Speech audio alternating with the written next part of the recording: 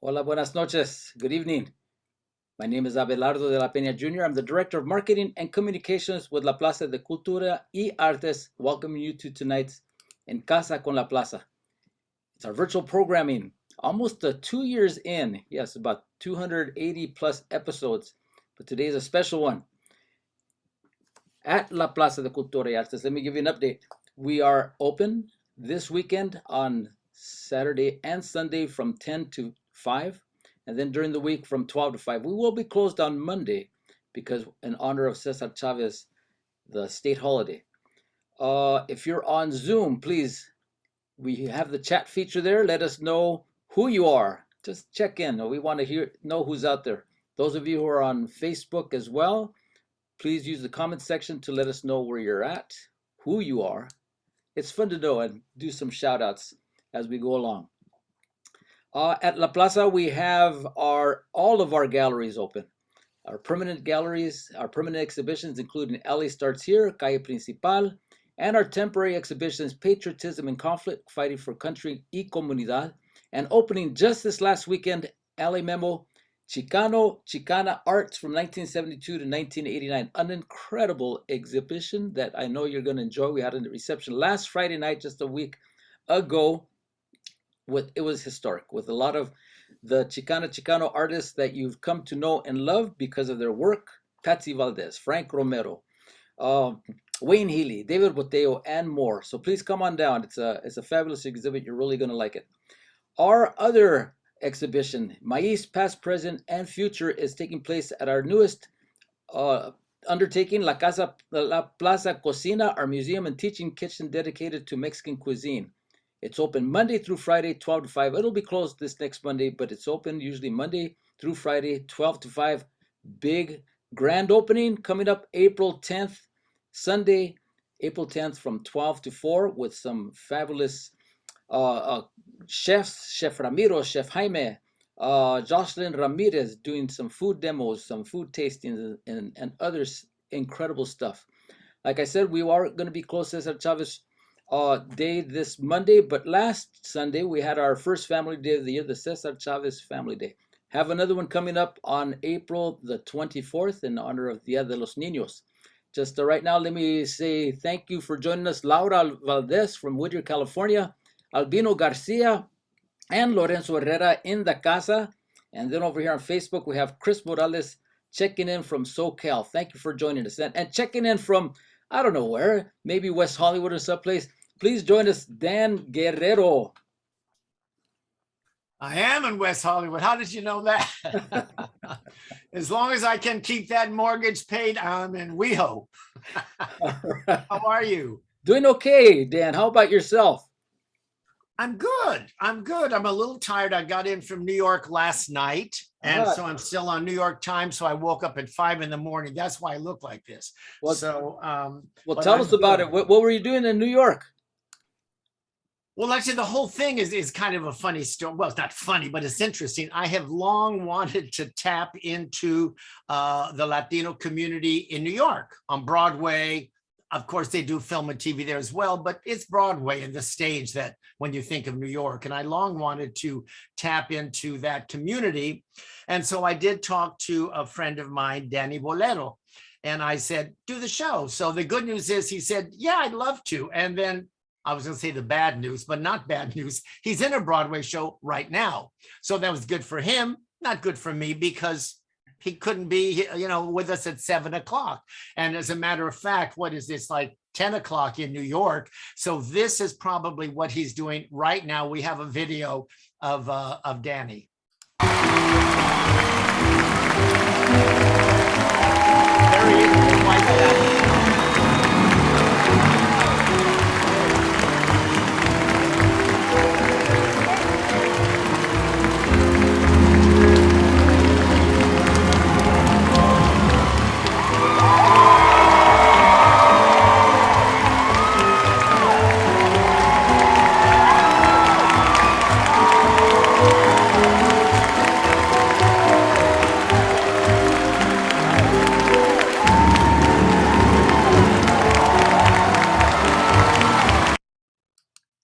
There Incredible. you go. How fun is that? A Chicano taking a bow on Broadway.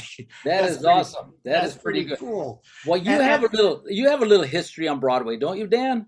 I have a long history on, on Broadway. Yeah, yeah. What? Yeah, that's where I really. I grew up in East LA, as you know, but I moved to New York, so I spent many years there. 20 years in New York, in the New York theater. So anyway, I still have all those connections, the ones that are still, around. And what you just saw, what happened, so he agreed to do that. So in order to have the show with him tonight, we had to do a pre-record, which is the first time we've ever pre-recorded because it's always live conversation. But we wanted to have Danny, and we're going to start doing some pre-records along the way, because as the world is opening up, schedules are getting tighter, and the people we want are often busy in the evenings. So anyway, this is the first one. And as it turns out, coincidentally, I had some business in New York. I had to fly there. And since I was there, I went to see Danny in Plaza Suite with Sarah Jessica Parker and her real life husband, Matthew Broderick. We have a photo, I think, with there we are. That's matinee day. I'd seen it the night before, and that's matinee day.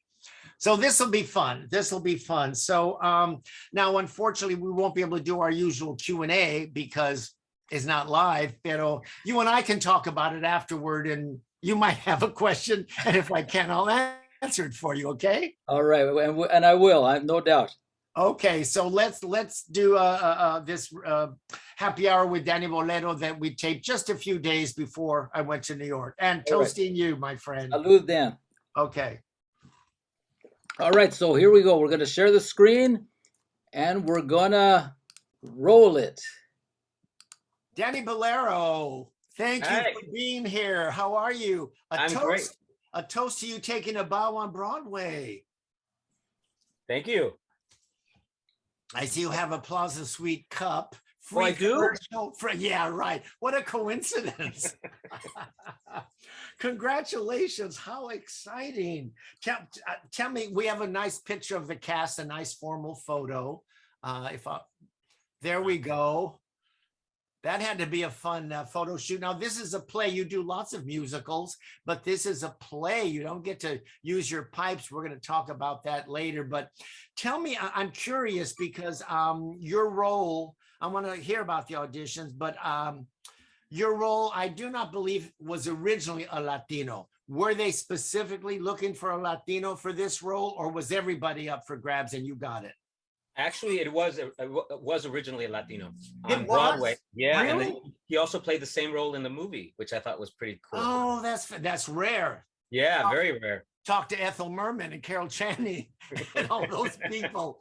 Oh, it was a Latino. Yeah, and I Okay. believe he's still around. I hope he comes to the show. That would be great to meet him. Yeah. Oh, that'd be very great. That would be Yeah. very great. How many times did you have to audition? There was the initial audition, and then there was the 2 callbacks, I believe. And That's not too bad for Broadway. No, and it was funny because I knew John Benjamin Hickey was directing. That's all I knew. Yeah. They did not. There was no announcement of who the couple was. So I didn't find out about that till like a month after. After you had the role. Yeah, And is that when you went wee wee? that's when I went wee wee and TT and whatever you want. Yeah. I mean, well, first of all, Sarah Jessica's a gigantic star, of course, but Matthew is a real Broadway baby. I mean, he's been there. He's very loved by Broadway audiences. So that's a big teaming. Definitely, their chemistry on stage is through the roof. I mean, they just feed off each other, and there are moments when you can hear it in the audience, the reaction, and they just start going at it, and it's unbelievable to watch. And people are really going to be shocked at Sarah Jessica's comedy chops. She's amazing. She's a funny lady and sweet. Very. She's still sweet, right? Oh yeah, definitely. And the 2 of them together, it's been a joy, a true joy.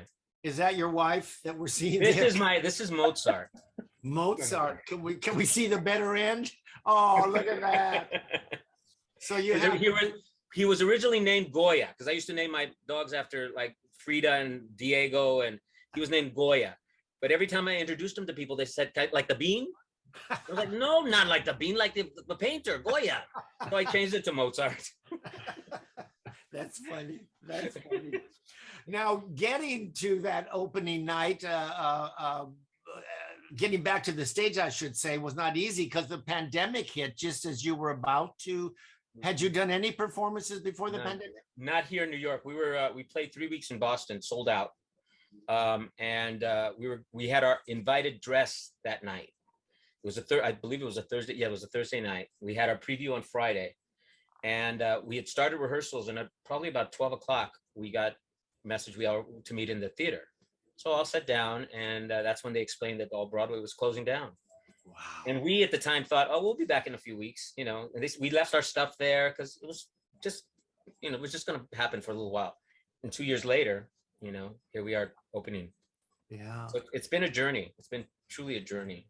A bumpy ride for everyone. And it was obviously the pandemic was difficult for everyone, but performers especially, you know, and so many took to Zoom, and, you know, they were trying to stay visible. They were trying to use their acting chops and their singing chops. I think Patti LuPone even did a Zoom podcast or something with her son. But you had something in particular to fill some of your pandemic time. Alma's Way. I was very lucky. I was very lucky because right as soon as we closed, I got another audition notice from a very dear friend, Elaine Del Valle, casting director, actress, producer, writer, for this TV series called Alma's Way. And it was for PBS Kids. It was an animated series. And I was going to go in for the abuelo. So I did my audition. I sent it in. You know, as you do, you just let it go. And I got a call back. And so I did the call back, sent it in. And this was all from home, right? And so... and you were just doing VO, obviously. Just VO. Voiceover. And so then it was decided. Then I got the part, but then it took the whole summer to figure out how they were going to do this because we had a pandemic going. So it finally, they were waiting for SAG to make their determinations and how the protocol, how to go through it. They decided that each of us would create our own studios, our own voiceover studios. So I ordered things through Amazon and got my things through Amazon, and I got a little studio in my closet. And so that's where the entire series was recorded from. We have a photo of you as abuelo. Ah, it looks just like me. Exactly like you, only younger. But you know what? The VO was I don't want to do a dog and pony show, but can you give us a little bit of that voice, because it is so different? I mean, it's amazing. It doesn't even sound like you. You mean like, I don't know what you're talking about. Alma, yes, yes, okay. I'm sure a lot of genuine viejitos read for that, right? I'm sure. And well, yeah, definitely. And it's been a blessing. It has been when I first saw the first episode, I was like so excited and proud and honored to be a part of this because it's such a good show. And it is on PBS as we speak. How many episodes did you do? I think I did. They did 40 total, and I did 40. Yeah, the first year, but they're 15 minutes long. So I think I'm on about 28, 29 of them. But see, it was interesting because the studio itself is in Toronto. So we connected through Toronto with the sound engineer. And then the director was somewhere here in New York through Zoom on my phone. So it was this 3-way creative process going on. So it was pretty amazing. And it was created by Sonia Manzano from Sesame Street, right? Yes. Yeah. She's a great lady. Exceptional lady. And go ahead. No, I was going to say, it's interesting because we've not met any of the cast. None of us have met each other. A few of us have now, but like the kids, I've not met any of the kids. So to have this relationship with them on Alma's Way and not to get to meet them, it's been pretty surreal. Everybody was in the closet, as it were. Now, and Lin-Manuel was involved, right? Yeah, he wrote the opening song for the show, which I didn't know until it previewed. Which it's a great song. It's just, yeah, he's all over the place, which is great. We have a photo of the two of you because you have a history with Manuel Miranda, who is just everywhere, as you say, because you did In the Heights both on Broadway and the national tour, right? You had a long history with that show, as a matter of fact. It changed my life. That show changed my life. How so? How so? Well, see, because I've always done theater, and I come from LA, and there is some theater in LA, but not enough to make a living off of it. So I got this. I was doing Caesar and Reuben, Ed Begley's Caesar and Reuben, and I got this. A friend of mine told me about these auditions for In the Heights. I'd never heard of the show. They were in LA before it went to Broadway, and so I went down there. I didn't have an agent, and I crashed the audition. I auditioned for the father. I didn't happen. And so the show goes on, opens on Broadway, gets the Tony. They're out here again. They're having auditions. They didn't want to see me because they saw me already. But from that first day, I started learning that script. And I went back to voice classes and I started working on that song. And I said, they're going to see me whether they like it or not. So I crashed that audition and I got kept. And I was up for the dad on Broadway. And so I had 3 or 4 auditions in LA, and then they flew me to New York. They flew 3 of us to New York, and I was the last one in the room. It was very intimidating because you walk in the room, there's about 30 people in the room. Lynn is there, right front and center, and you do your thing. And I didn't get it that time. And that one was like, I went home and I was like, that's it. I'm going to go into plumbing. That's it. I'm done. I'm done with this business. Yeah. And so once I slapped myself around a couple of times, I got, about a month later, I got a call that if I'd be a vacation swing. And I'd never heard of that. Tell people what a vacation swing is. A vacation swing is someone who comes in while one of the company members goes on vacation. So you learn the show in about a week. So what took everybody 5 weeks to learn, you have to learn in a week. Yeah. And I'd never done anything like that, especially on that level. And so I said yes, of course. And they flew me out, and I was with the show a little longer. I was with it for, I think, almost 3 months. And then they flew me back home. And then a month to the day, they flew me back out again. And I was with that through half the summer that year. This was in 2009. During that, they had auditions for the tour. And I went in, and I knew when I went in, everything came together. It's like a Olympic match. Everything has to be in the right moment for it to work. Sure. And I knew I got it. I just had that feeling. And sure enough, they called a little later. You got the tour, and that's when I had the TT and the wee and all that has started happening then. I think we have a photo. Is this from the tour, Abelardo? Yes, wonderful Natalie Toro.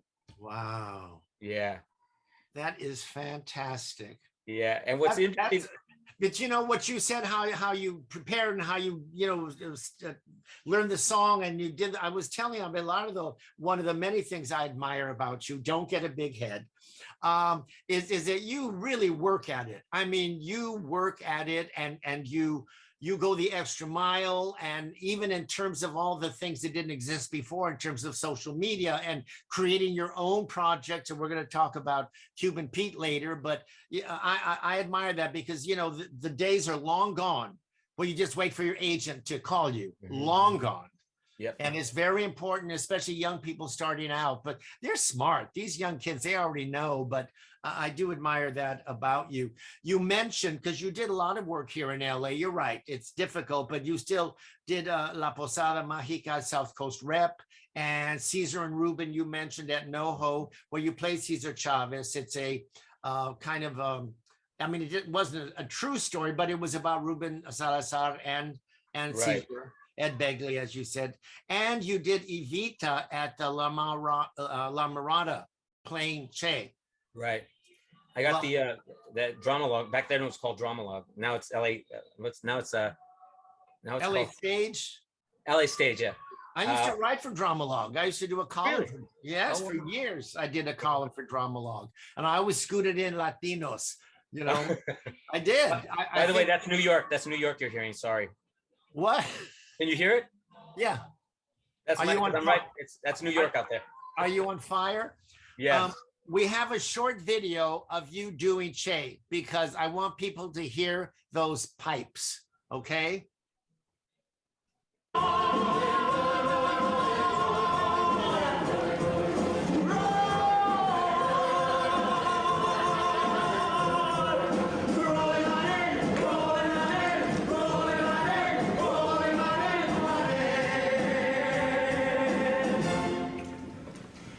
Would you like to try a college education? Own your landlord's house, take your family on vacation. Oh, wave on, and a blessed fun can make your dreams come true. Here's all you have to do, my friends. Write your name and your dream on a card or a pad or a ticket. Throw it high in the air and shoot all lady pickets. She could change your way of life for a week or even two. Maybe anyone who cares as much as they can.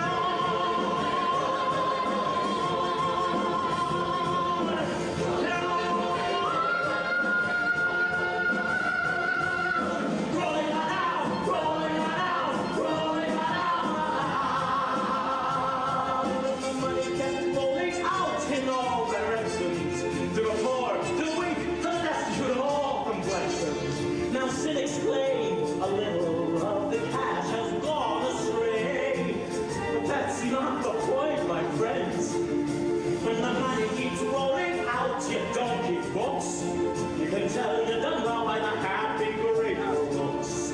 Accountants only slow things down, figures get in the way. Never been a lady loved as much as they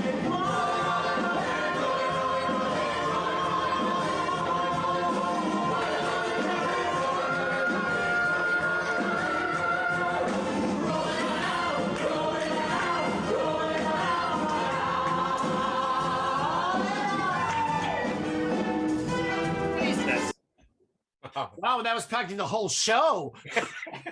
Jesus, I had a smaller cut there, but Yeah, I was wondering. I know I'm waiting like, for intermission. okay.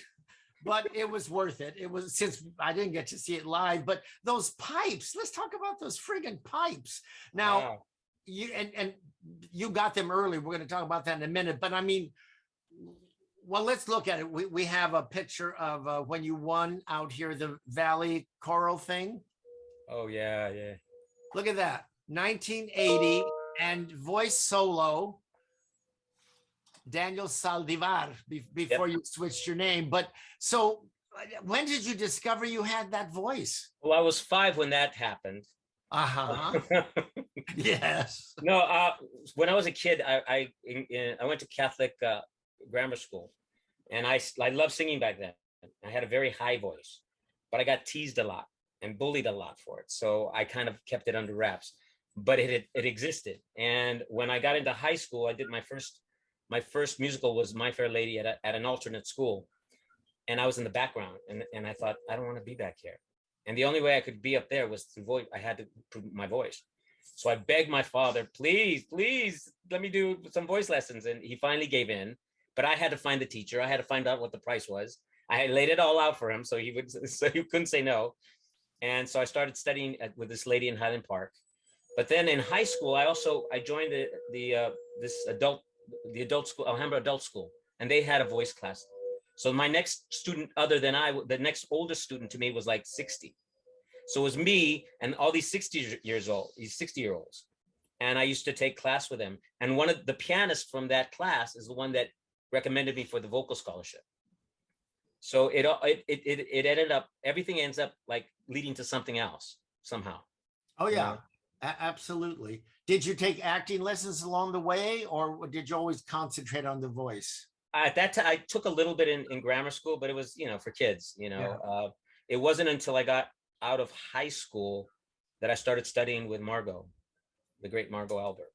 Oh. And I studied with her about 7 years until she passed.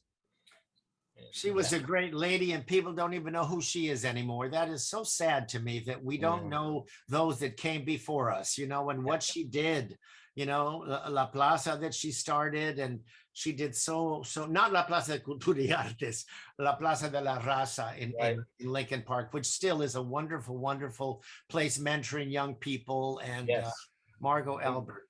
Yeah, and it's interesting because here at the Hirschfeld, I went to go see a production of Hair, and I was walking around the lobby upstairs, and I'm, as you do, you look at all the different Hirschfelds, and lo and behold, on the wall is a Hirschfeld of Margot. From Winterset in 1935. Wow. And I just started, I'm getting all teary-eyed now. I just, it was the lady had a great career ahead of her, and she got involved with it with the with building La Plaza, getting people educated, getting kids involved. She was a wonderful lady. Yo, I got all proclaimed. I know she made she had a nice film career and married Eddie Albert, the actor, hence the name Albert. But there's also another is Carmen Zapata. Same thing with Carmen, who did so much. Carmen was in the original Oklahoma on Broadway in the musical. Get out of here, really? Yeah, and I forget the name she used. It wasn't Zapata, but she was in the original Oklahoma. Carmen Zapata, Wow. who started the Bilingual Foundation of the Arts out here. And I've auditioned for her a couple of times. Yeah, she's a lovely lady. And speaking of changing names, when did you change to Bolero from Zaldivar? Well, before I went to Bolero, it was Tony Richards. Oh, of course it was. Because Danny Kaye used both his brothers' names, not Danny Kaye, Danny Thomas. So I thought, I'm going to do that. I'm going to do Anthony Richards. And so, that didn't work out. And I was just, part of it was I was tired of being at the Z's because you're always at the end. And in a cast list, you're the very one last listed. That's true. So I thought, I got to get to the beginning of this, but I didn't want to be real obvious about it. So I picked the B, and I love music. So Bolero was out there. And there's a family friend whose name is Bolero. So you could have gone with Danny Cumbia. I mean, I like cumbias. Or Rumbas. Or Rumba, Danny Rumba. Or Danny Cha Cha Cha. No, never mind. Too long for the marquee. And your brother out here is quite well known, Richard Zaldivar, for the Wall Memoria. So your parents did a very good job with their kids. Now, you actually made your Broadway debut a long time ago, which was Joseph and the Technicolor Dream Coat. That was 1993. You're really a baby here. That's you in the center, right? That's me in the center. Yeah, that was an eye opener. You work towards getting to Broadway, and then you get it, and it's like, wow, I still feel the same. I thought something would be different, and it doesn't change. You're still the same person. It's like you thought your life would be different. But it was an incredible experience. All those guys up there, they were like, I kept asking, what am I doing here? What am I doing here? Because they were all Broadway vets, Now, all this time you're going back and forth and you're spending some time in New York and then coming back to LA before you finally made the move? Because I was on tour with Joseph up until 96. And then my parents got ill. And then I stayed home with them for about 4 years and was their caregiver. And then they passed. And I kind of floundered a little bit after that. When you're taking care of somebody like that intensely, they become your life. Yes, of course. And once they're gone, you kind of think you've got to snap yourself out of it, but you feel like I'm gone too. My life is over. I'm done. So it took a while for me to get out of that funk. And part of it, I got a job working on for Royal Caribbean as a singer. And I traveled the world for nine months. And that was my therapy right then and there. That saved my life, truly. So I went. It took 3.5 months to go one way, 3.5 to come back the other way. It was the year of the millennium, and that was an amazing experience. And it got me right where I needed to be. And it saved you, because you're right. People always say, people forget about the caregiver because they're so concerned with the person that is ill. But it's difficult. Yeah. I know.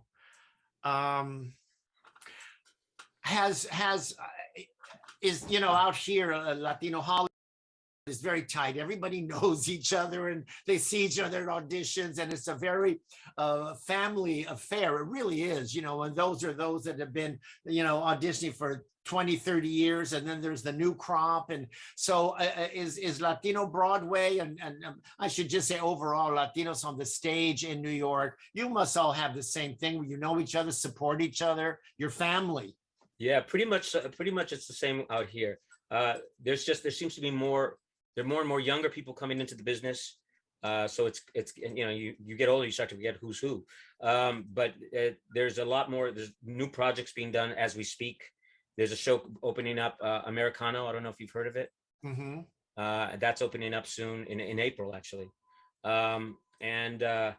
they're working on, there's all kinds of projects going on. So it's really exciting time out here. And I'm glad I came out when I did. My friend Tom Hulse has been working on a musical version of Like Water for Chocolate. I did it. I was a part of it. You did it? Yeah, I did the workshop. I hooked him up with La Marisol and the Santa Cecilia, and they're doing the score, right? Yeah, we did it. We did it 2 weeks out at the what college is that? I forgot the name of the college, but we did 2 weeks on the first act, and then the pandemic. In New York. Mm-hmm. Yeah. Wow. And it's really wonderful. And Santa Cecilia, the music they wrote, Santa Cecilia. Oh, they're amazing. Amazing. They're amazing. They went out. Yeah, they went out during the lunch break and came back with a full song. I was like, yes, I know. It was right on. I know. They were great. That is so exciting because Latinos really have a presence on Broadway. I mean, I remember when I first saw a chorus line, which I was very involved in because my client, I had a lot of clients in it. And oh my God, to see Priscilla Lopez, a Latina, on stage singing about being Puerto Rican, it was like a revelation. Of course, there was always Chita Rivera, but Chita's in a class all by herself. She's not like us regular humans, but you know, there was very, very few. When I started in New York in the early 60s, they didn't know what I was. And so the agent would hear back, well, we like him, but he's too Mediterranean. They didn't even know what a Latino was. I mean, so to see, and it only took 60, 70, 80, it only took 60 years for it to open up. I should have waited. Hey, it's never too late. I think that ship has sailed. They might write another Abuelito part in La Alma's Way. Is that true? Do you think it's too late for me to audition? Wow. Yeah, that's funny. That's very funny. There was a time also in LA. This happened once. I went to another voice class run by a Latino, which I was pretty surprised that this is what happened. And I got up to sing Maria from West Side Story, and the first thing in front of everybody, he said, "It's funny, you don't sound Latino." Oh my God! And I'm like, "What?" He goes, "You don't sound Latino." And I said, "What does that mean? What should I sing mariachi? What does that mean?" I never got that answer out of him, so I got up and I left.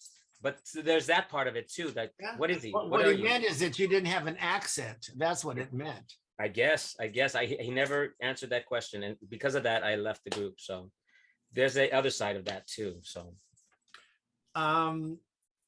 I want to talk about you've also done lots of TV and film, but we're concentrating on stage careers today. Pardon me while I have a drink. Go for it. In fact, I will too. I want to talk about a very important piece you did at the Public. No, not Plaza Suite. We already talked about Plaza Suite. That thing is going to run forever with Sarah, Jessica, and Matthew. And by the time, because people know that we're pre-recording this, because of course you'll be on stage when we do our normal happy hours live. So by the time this streams, I will have seen you, because of course I'm going to New York very soon. So I'll be taking notes, and then I'll give you my notes. I'm looking forward to them. Put them in a binder. Yeah, so you can tear it up easily. Is that it? I want to talk about something you did at the Public in 2018, a very important piece, Miss You Like Hell. We have a photo, and tell us about that piece. It was called an immigration musical for the Trump era, which is a pretty heavy thing. And tell us about it, and is there a future? What happened? That show was an amazing experience. Amazing. If I get emotional, I'm sorry. I tend to get that way with that. Go for it. It's a show about a mother who has been separated from her child. She's illegal, and she's been keeping abreast of what her child does on the internet. She finds out that she's been saying she's going to jump from the bridge. Does anybody care? Anybody out there care? So she gets in her truck. She drives to Philadelphia to help intervene. And then when she gets there, she says, let's go on a trip across. We'll go to LA. And she convinces the girls to go with her, and they get to know each other on this trip. The daughter doesn't know the mother's illegal. And the mother has a hearing in LA when they get there, whether she's going to be able to stay or not. And along the way, they meet different characters. And this was right at the time where Trump was putting people in cages and separating families. And so we had that happening while the play was going on. At the end of the play, I don't know if I should say the end, but this is important. At the end of the play, the mother is taken back across the border, but the cast gets a wall that is, we carry the wall through the theater, and it separates the public in half. Wow. So that half the theater's on the American side and half is on the Mexican side. Wow. And that's how the two keep the relationship through that wall, which is Friendship Wall in San Diego. And so it was such a beautiful experience. The show, putting it together, the cast, it was watching the two women in the two lead women was a lesson in acting. Well, the lead actress is a veterana. Yeah, she was amazing. And tell us her name. Tell them her name. Daphne Rubin Vega. Yeah, the lovely Daphne Rubin Vega, who's doing another show at the Public coming up. She was in The Heights. She played Daniela, and incredible lady. And you play Manuel, a widowed man who's selling tamales in a ¿cómo se dice? In a cart. Yeah. And they taste my tamales, and she asked me, would you drive us across the country? I said, sure. So we have our little thing go on, and I drive them across the country. And wow. It's a beautiful show. And the music, we had to learn how to sign language, do the alphabet in reverse. So there's a song, because the little girl has problems. Sometimes she stresses out and she does the sign language, but she does it in reverse. So the whole cast had to learn how to do that. Oh, so I used to practice on the subway on the way to rehearsals, just trying to do it backwards. So that was, yeah. Now they did it at La Jolla, then they did La Jolla and then the Public. Right. I did a workshop at La Jolla, and then they did the production, which I was not a part of, and then they brought it to New York, and that's where I and there's no other plans for it that you know of, a tour, nah? They've it was doing quite well, but they've done regional productions of it, and I would have thought LA would have done one by now. I would think so too. I'm shocked the Amundsen hasn't picked it up, the Taper hasn't picked it up. You know, the Taper, it's complicated. Oh, okay. It's been a while since I've been there, so okay, I'll take your word for it. Okay, we were thrilled to have the Zoot Suit revival a couple of years ago, you know. And another important show, I guess it's still development, which is Kiss My Aztec, that written by my idol, John Leguizamo, who I think is just, next to Lin-Manuel, those are genuine geniuses, I think. Yeah. And you did that play. It's a play, right? Or it's not a musical? It's a musical. Oh, it is a musical. Yeah, and from what I heard, I heard John talk about it, and he said he was not doing it, but now I'm hearing he is doing the show. So I'm not really sure if that's true or not. I'm not surprised though. You know, people hear John Leguizamo's that they want to see him. Mm-hmm. You know, and I'm sure he's maybe getting to a place where he doesn't want to do 8 shows a week. But I'm not surprised that he would have to be attached almost. Yeah, but I think they're getting it ready for Broadway. Yeah. You know, I have a few friends in it, and it's done well. I mean, the word of mouth on it is very good. It's funny. The music's great.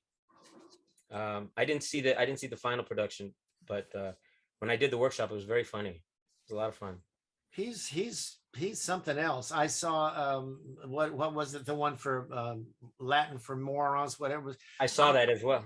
I first saw it at the Public, as a matter of fact. Wow. And that's the best place to see those plays, because you're on the stage. I mean, you're sitting with, that's where I first saw A Chorus Line, you know, which started at there. And let me tell you, when you saw A Chorus Line in those tiny little venues, you couldn't even get a ticket. I mean, from the first preview, you knew this was something. And it was mostly industry people. So when you had that room full of agents and musical performers and A Chorus Line in that little space, opening night at the Schubert, thrilling as it was, didn't touch seeing A Chorus Line at the Public. Yeah. Oh my God. Well, that must have been amazing. It was an incredible, one of the great nights ever in theater. And I've seen quite a few in my day. Let's talk about Cuban Pete. I love this. Cuban Pete. You're doing one night only, right, to start? Yeah, one night only to start. It's my first venture into cabaret, kind of by myself, actually, as a solo artist. I had this just in case. Just in Oh, case. that's a great poster. Put it up. Put it up. That's a great. Whoever did the graphic design, probably you. No, it was inspired by me, but I didn't do it. I wish I could say I did it. It's But- wonderful. So obviously you're a Desi Arnaz fan. I'm a Desi Arnaz, Lucille Ball fan. A huge fan of the show. And it's funny. In getting ready for this, I realized that growing up, they were my babysitters, and I watched it constantly. And I was always curious as how they were able to get the laughs. I mean, every time you see it, I don't get tired of watching it. And so I started to pick it apart and just try to, like everybody else, why does it work? And how do they do this and make it so fresh? And and through that, I also realized that I was listening to him sing a lot. And there's a timbre that he has that I think is very similar to the timbre in my voice.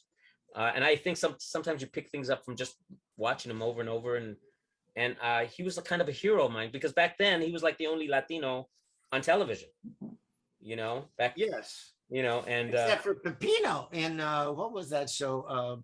The Real McCoys, was that it? Pepino? Oh, you really are young. Let's move on.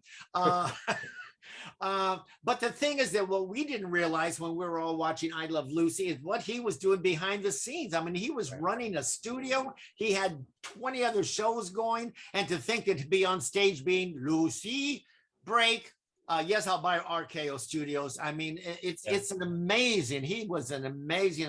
I did meet Lucille Ball, which was pretty thrilling, but I never met him.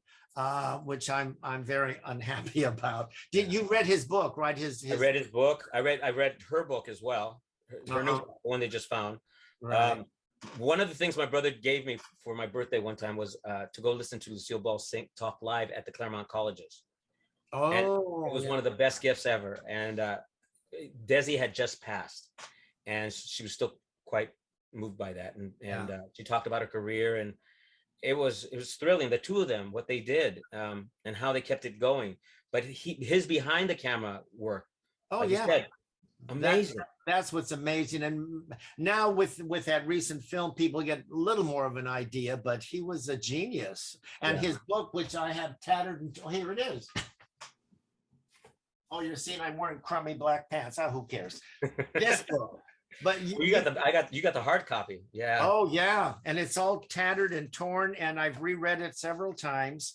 And you really find out about his past, Yeah. I think it's out of print now. Yeah, you can't get it. Can't get Lucy Jr. did she doesn't go by Lucy Jr., but I mean the daughter. Lucy did Happy Hour, and because she is half Cuban, so that counted. And she had some great stories. You should watch that. It's on YouTube about Desi. Yeah, he was amazing. He was amazing. Yeah. But he inspired me, definitely. Yeah, and he's getting his due. People are, I think, more and more realizing that. But we're about to wrap because our time is up. But is there anything you want to add or want to talk about that we didn't cover? Just if you're out there and you want to make the dream happen, make it happen. Don't let anybody tell you no. Don't ever anybody tell you you can't do it. You're not good enough. It's your dream. You make it happen, and it is dreams do come true. I believe it. Let's drink to that. I'll drink to that. I'll drink to that. I'll drink to that. That show, by the way, is very good as well. I saw it. Oh. That's right. You went to opening. Yeah. Yeah, still a great show. I didn't buy the changing her to female. I think it just changing that role to female. It didn't work for me. It didn't work for me. But it was a good production, though. I like the way they thought up the set. I thought was it a star in itself. Yeah. Amazing but that stuff. original set, which was that kind of stainless steel, way back. And that was before my time. I know everything was before your damn time.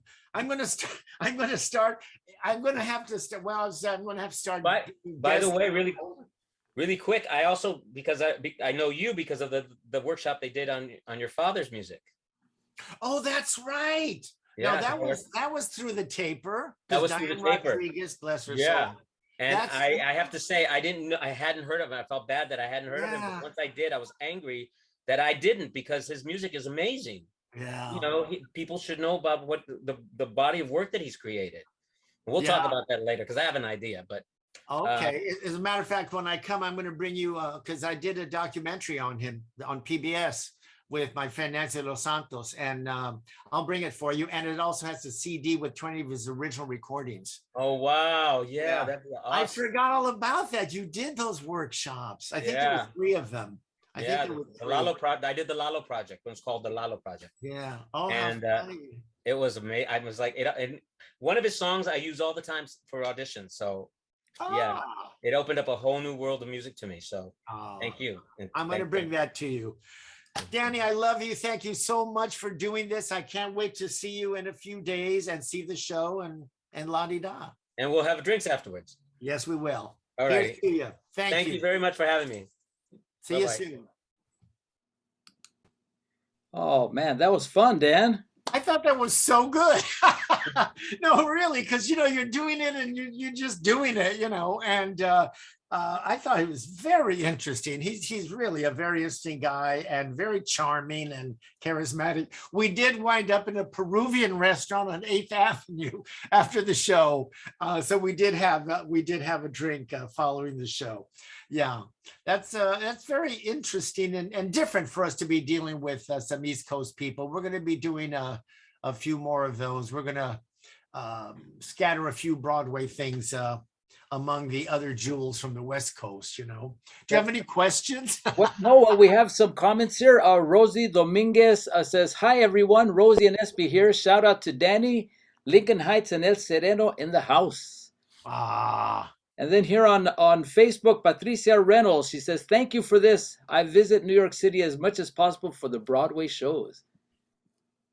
So that's also why, because Broadway is New York and New York is Broadway. And that's why the pandemic was particularly difficult because of the trickle effect. All the restaurants, people used to go to dinner before a Broadway show, and the costumers and musicians. And I mean, the city lost a gigantic piece of that city with the pandemic. I mean, it really brought everything. The city was to a halt overall, but the Broadway community and Broadway shows, that is New York, so hopefully that'll come back. It was pretty bustling. It feels almost like the old New York now already. Well, that's good to hear. And I heard you met up with another old friend when you were down in New York City. Who? Sarah Jessica Parker. Oh, Sarah. Oh, yeah. That was fun. And where do you know her from, Dan? Actually, it was fun. I was an agent in New York after my performing years, and I signed her when she was 11 years old. Now, she, like Danny, it's good for our young people to hear these stories, because that girl was 11 and she was focused. She knew exactly what she was going to do. She and her brother, Toby, a very talented actor as well, talked the mother into bringing them to New York on Easter break. They were determined to be actors in New York. And do you know, on an Easter break, they actually both got roles as understudies in The Innocents, a Pinter play with Claire Bloom. Wow. And the casting director knew me, and he said, "Dan, do you work with children?" I said, "I don't. The agency does. I don't personally work with children." I said, he goes, "These 2 kids are fantastic. They're going to go on Saturday, and you've got to come see them." So I brought the children's agent and we went to see them, and they were incredible. And then we went out to dinner afterward. And even though I was not the children's agent, Sarah and I particularly connected. And in fact, when I saw her after the performance the other night, we were trying to remember the name of the steakhouse where we went. And she remembered. It was Downey's. I said, "I think it was Gallagher." She goes, "No, it was Downey's. It was Downey's." The amazing thing I always tell people about Sarah is that when she was a little girl, she was so grown up. I mean, she would sit at my desk and read Variety, and here's the part I think I'm right for, but not in an obnoxious way. She was just very focused, and so she was very grown up. And now as an adult, you'd never guess it from Sex and the City, but she off stage, she still has that little girl quality that is so adorable. I mean, when she and Matthew came, we're all masked, of course, and she came into the house rather than go into the into the theater rather than go be in dressing rooms because of COVID. And I mean, she was still just that little girl quality. She's a really marvelous lady. She really is. I love her. Well, that's great. Well, we look forward to you bringing on some more of your Broadway buddies to En Casa con la Plaza Happy Hour with Dan Guerrero. So thank you, Dan.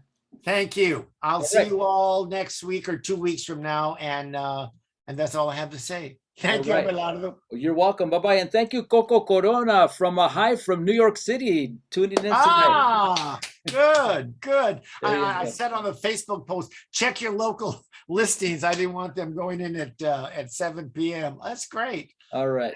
Well, thank you, all of you that joined in today. Thanks to our sponsors, Union Pacific Foundation and the Institute of Museum and Library Services. If you didn't catch this entire session, or if you'd like to see it again, or any of Dan's 175 plus happy hours, go to our YouTube channel at La Plaza LA or our website, lapca.org. They're all there, ready for you to check out this weekend or whenever you have a little bit of time. They're quite enjoyable. Upcoming En Casa programs next, like as I said, we are off on Cesar Chavez Day next Monday, but next Wednesday we have with us Harry Gamboa Jr., an artist extraordinaire, photographer, essayist, author, just an incredible artist who's in the show that we have at La Plaza de Cultura y Artes now, LA Memo, Chicano artist, 1972-1989. So he'll be with us next Wednesday at 7 o'clock here en Casa con la Plaza. Y con eso, muy buenas noches a todos. Thank you for joining us. Hasta la próxima, Dan. Good night. Thank you very much. See you soon. Good night to all. Bye-bye.